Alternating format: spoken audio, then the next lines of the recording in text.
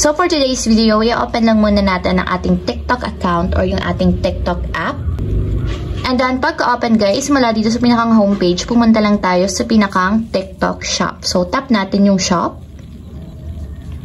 And dito guys, pwede na kayong pumili ng item na gusto nyong i-check out or i-place order gamit ang payment method ng PayMaya. So for example guys, is magsa-search lang ako ng item. So tissue, magsa-search ako ng tissue. And pili lang kayo dito kung ano yung pinakang item na gusto nyong i-place order. So, for example, is i-tap nyo yung item. And then, pagka-tap guys, double check nyo yung reviews and rating to make sure na maganda yung quality na i-place order natin. So, kapag ito na yung gusto nyong i-check out, i-tap na natin yung buy now. And pili kayo dito ng variation kung buy one take one or only one piece. So, ito lang yung pipiliin ko. So, only one piece. So, kapag okay na, tap natin yung buy now. And dito guys, sa order summary, i-scroll up lang natin siya. And punta tayo dito sa payment method. So kung makikita nyo guys, naka-default sa TikTok Pay Later. So since nga, gagamitin natin is Maya or PayMaya, ang tatap natin dito is View All Options para mapalitan yung default payment method natin. So dito guys, hanapin natin yung Maya. So scroll up lang natin. So, ito yun guys. Ganito yung itsura nung Maya or nung logo niya. So, ang gagawin nyo lang is itap nyo yung circle sa right side niya hanggang sa magkaroon ng kulay red para ma-enable and tap na natin yung continue.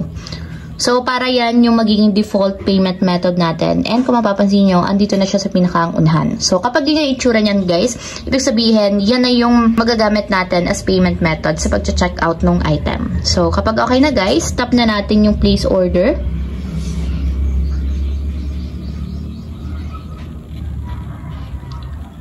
And kailangan guys, i-login nyo yung account ninyo sa Maya para mag-reconnect or mag-redirect yung account natin sa TikTok papunta sa Maya. So, login nyo lang yun yung account. So, may magsasend ng OTP code sa ating 11-digit mobile number and yun yung ilalagay natin dito sa blank boxes. And then, after malagay yung one-time PIN, tap na natin yung verify.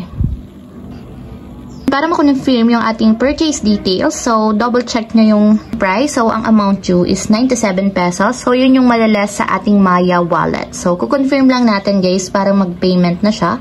Tap natin yung confirm to pay. And ayan guys, ito yung pinakang transaction receipt natin or yung transaction details. So, save na lang to para meron tayong reference. So, ayun lang guys, ganoon lang kasimple kung paano nga ba umorder sa TikTok gamit ang Maya account. If you have a question,